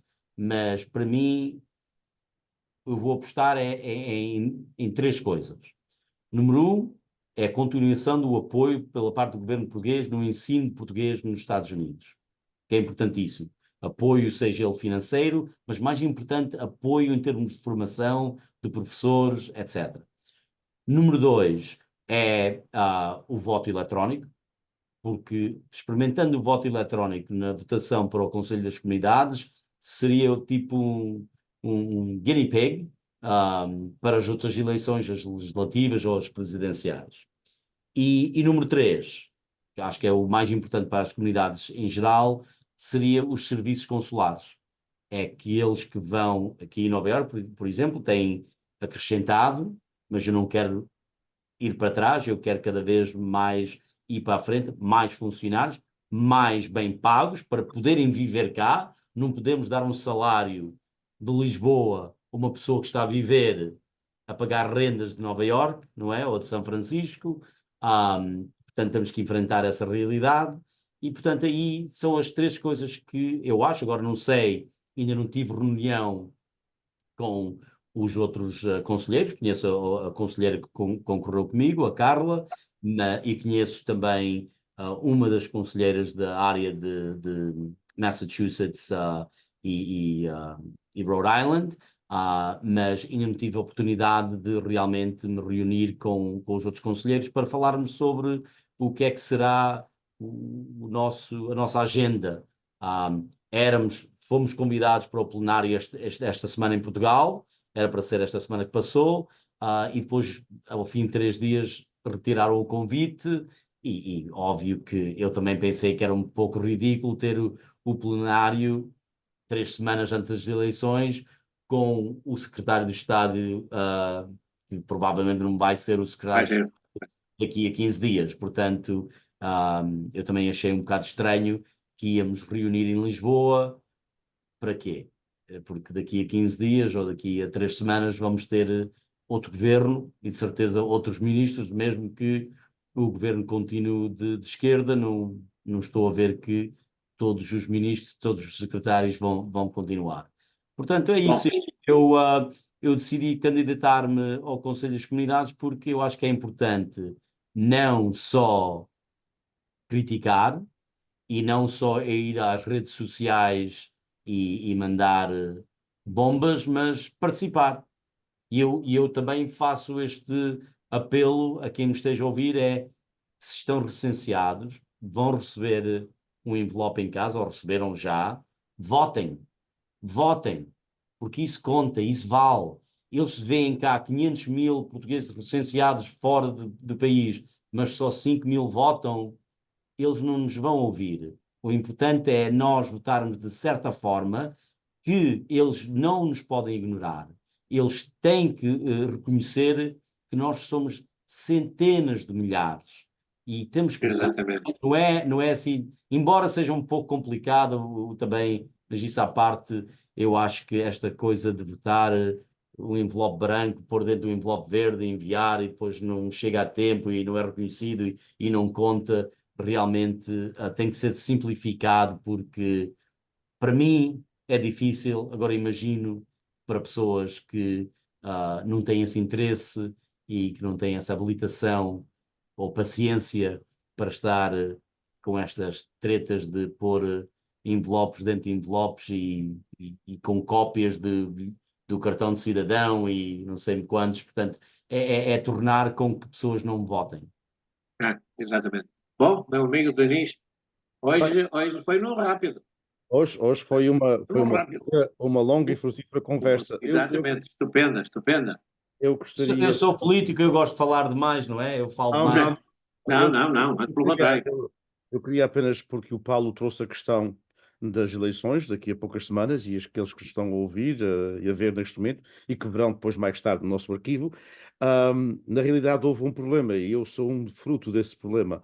Ou seja, muitas pessoas em vários consulados, quando requisitaram o seu novo cartão de cidadão e o seu novo passaporte, que foi o meu caso, e que requisitei, portanto, para me recensear, o documento não foi feito pelos funcionários. E, portanto, eu, pela primeira vez, em não sei quantos anos, acho 20 e tal, pelo menos, talvez mais do que isso, que não voto em Portugal, porque não recebi boletim de voto, não estou recenseado e pensava que estava recenseado. Aliás, a RTP Internacional fez uma peça sobre isso, e acho que pedi ao Paulo, como conselheiro das comunidades, que na realidade fizesse esse reparo, porque Esse é é é um grande injusto problema. nós pensarmos que estávamos recenseados e não estamos recenseados, não é? Olha, Portanto, permite-me, Dinis, eu vou só contar um primo meu que veio votar no dia das eleições para o Conselho das Comunidades, ele, a mulher e os 2 filhos. Os 4 renovaram o cartão de cidadão no mesmo local, no mesmo dia, na Mortosa. 2 estavam recenseados cá e conseguiram votar, os outros 2 não conseguiram, simplesmente porque um funcionário não pôs um check num certo coisa. Isso é ridículo, isso é ridículo. Os 4 renovaram o cartão no mesmo dia, todos 4 apareceram em Manhattan, pensando que podiam votar, que, naturalmente, porque eles disseram, olha, eu vivo nos Estados Unidos, eu quero lá ficar recenseado. 2 foram um funcionário, esse funcionário lá fez o que teve a fazer, os outros 2 foram outro funcionário no mesmo lugar, e pronto. Temos ocasiões, temos questões aqui em que pessoas renovaram o cartão de cidadão em Newark, por exemplo, e estão recenseados em San Francisco pois, Bom, isso ou é, em Boston. não, esse é o problema. Aliás, como até é um caso ridículo, como consumerário, que eu sou, Pois, fui fazer a minha documentação. Aliás, não recebi favor nenhum, também não quereria que receber favor nenhum. Esperei para o meu espaço, fiquei, fiz tudo como. Porque eu não quero receber qualquer benesse por ser cidadão consumerário. Pelo contrário.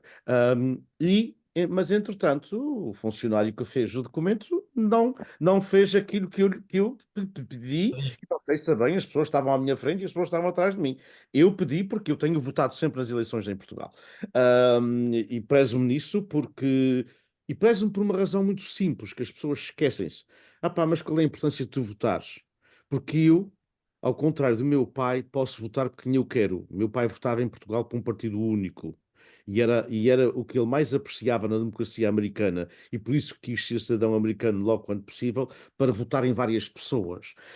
Ele dizia mesmo, erradamente, ou não sei se voto para a pessoa que devo votar, mas vou votar, gosto de ver aquela seleção. E eu, portanto, tenho feito o esforço para votar em Portugal em homenagem àquilo que o meu pai não pôde fazer durante a maioria da sua vida, porque ele veio para cá já com quase 40 anos. Segundo, queria apenas acrescentar, em termos de Conselho das Comunidades Portuguesas, como sabes, eu estive no Conselho 6 anos, logo que foi. Desejo-te muito sucesso. Muitas vezes, e queria apenas, se me permites, este pequeno conselho, free and unsolicited advice, como dizem os americanos, is worth exactly what you paid for. Portanto, mas, na realidade, muitas vezes o trabalho que se faz com os nossos colegas de país ou de região, portanto, dos Estados Unidos ou mesmo da América do Norte, é tão ou mais importante daquilo que se faz em Portugal. E se há uma coisa que no meu mandato me orgulho, é de facto o trabalho que nós fizemos. Tínhamos um grupo muito interessante de homens, eram todos homens, infelizmente, na altura. Agora já tem várias mulheres, e ainda bem, mas fizemos um trabalho interessante de constantemente alertar para os problemas, para os dilemas, ao ponto de o senhor embaixador já não querer falar connosco. Mas nós insistimos, insistimos, e a questão dos consumerários foi uma criação, a questão, portanto, das permanências consulares foi nesse mandato em que eu estive com outras pessoas que ainda estão no Conselho das Comunidades e outros que já saíram, foi uma exigência. Portanto, há sempre um ponto que nós podemos fazer de positivo dentro do Conselho das Comunidades. Não tenhamos a ilusão que vamos mudar tudo. Se conseguires, e os teus colegas, que Portugal comece a pensar no Ministério da Diáspora, já é um passo muito importante, não é? enorme passo, Eu vou levar enorme essa passo. ideia, mas eu tenho eu acho que isto é uma boa regra. Eu quero só deixar melhor do que encontrei. Portanto, Claro. é É. só passos pequenos, mas um passo para a frente, pronto, já Mas vale. também não vai ser muito difícil. Tu tenta fazer melhor do que o que tem feito até agora. Não, não, Repare que eu acho que eles fizeram alguma coisa. Neste último mandato também houve alguns passos, ainda não acabaram. É como se diz, como é que se come um elefante. uma dentada de cada vez. Portanto, Isso. Isso também concordo, O E problema, criticar é muito fácil. o Aquilo que problema, o o Paulo problema tem foi dito, um criticar é mandato, fácil. o problema foi um mandato muito longo. Portanto, este mandato foi quase 10 anos. Isso não dá. Mas não deveria ir além de 4 anos. E isso é uma grande irresponsabilidade que eu tenho dito a todos os secretários de Estado. Cada vez, mas há um problema político em Portugal. Não, é dizer, há eleições ou não há eleições. Portanto, há um problema político em Portugal, mas as eleições legislativas, se não forem antecipadas, acontecem de 4 em 4 anos. O Sr. Presidente da República, de 5 em 5 anos. As câmaras municipais, de 4 em 4 Por anos. 4 anos. Como é que o Conselho das Comunidades é sucessivamente adiado e este mandato, o meu já foi alargado, porque em vez de 4 anos eu fiz 5 anos e tal, o meu sucessor também fez acho que quase 6 anos e este foi quase 10. é, Uma é coisa impressionante, quer dizer, portanto, não pode uma ser assim. falta de respeito. É uma falta de respeito pelas Só pessoas. isso. Exatamente, Paulo. É isso, é uma falta. E repare que há estados em que precisa mais do que um, mas da burocracia que é feita, a, a eleição, e depois, como eu disse, vangloriam-se porque foi eleito, embora tenha sido feito por 2 ou 3 votos. E a lei que eu sei, que eles têm, diz que tem que ter um elemento do sexo masculino e um elemento do sexo feminino. No entanto, há alguns estados, e eu não vou dizer mal, alguns, não digo, por exemplo, da Flórida, não. Então, há uma pessoa que está lá há 10 anos fazendo bem ou fazendo mal, mas não está já dentro desta lei nova, que é ter um elemento do sexo masculino e outro do sexo feminino. Bom, nós podíamos estar aqui toda a noite, amigo. E É, vamos o mesmo. Paulo é realmente um interlocutor. Amigo Diniz, eu vou aproveitar para me despedir do Paulo. Eu tinha certeza que este webinar ia ser muito interessante. Eu não o conhecia pessoalmente, como disse, temos amigos comuns e temos uma amiga comum que fez a fineza de me dar o seu contacto, mas eu não sabia só da sua, sabia sim da sua disponibilidade, disse-me logo, sim senhor, teremos de gosto. Mas fiquei muito admirado, muito contente e agradeço muito a franqueza e a abertura das suas respostas.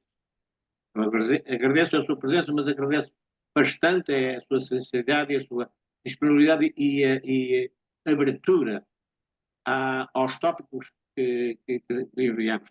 Portanto, muito obrigado. Aproveito também para Obrigado pelo seu vídeo. Eu só sei falar de uma forma. O que vê é o que sou. Mas agradeço-lhe imenso pela oportunidade e de certeza que vamos estar juntos, se não for antes, no fim do ano em Boston, ok? E muito obrigado pelo seu trabalho na Palcos, que é uma organização a qual eu pertenço e tenho muito respeito pelo vosso trabalho. Portanto, e se for preciso alguma coisa do meu lado que eu possa para... Eu sei que o Diniz que está muito longe e está muito ocupado, mas o Sr. Ilídio, o que precisar, sempre às ordens. Bom, o senhor Ilírio, realmente tem cabelos mais brancos que vocês todos juntos, mas está bem, o senhor Ilírio, mas trate-me só por Ilírio Pereira é o meu nome. Muito obrigado, muito obrigado. O amigo Diniz está tão ocupado que tem sempre disponibilidade para estar com quem ele gosta de estar e com quem realmente merece que ele esteja. E eu acompanho muito, sou muitíssimo amigo dele também, mas acompanho muito o que ele faz em prol da diáspora. Assim, Paulo, uma vez mais, muito obrigado e a todos aqui que nos acompanham diretamente e depois vão ver as gravações, que nos acompanham nesta odisseia, nosso muito obrigado a todos, veio abraços e cumprimentos e para o meu querido amigo Diniz Borges, aquele abraço forte sempre. O mesmo para si, muito obrigado, Paulo. Conhecemos já há muitos anos, eu era mais jovem, tu também eras, acho que uma criança, quando nos conhecemos pela primeira vez, através de um amigo, portanto, que na altura estava no ensino da língua portuguesa, portanto, aí nessa zona. Parabéns pelo teu trabalho, parabéns pelo trabalho na Câmara Municipal, na comunidade e certamente também pelo trabalho que vais fazer no Conselho das Comunidades, porque eu sei que não estás ali para, não precisavas de mais este título, Não. e portanto, quando as pessoas não precisam, normalmente fazem sempre o melhor que podem fazer dentro das circunstâncias que têm. Parabéns mais uma vez, muito obrigado por tudo e até breve e continua sempre com essa tua portabilidade à flor da pele. Obrigado, Inês. Um abraço e até Bem, já. Até já. adeus, então. Muito obrigado. Venham, em nome da Palcos, em nome do PBB, muito boa noite. Boa noite.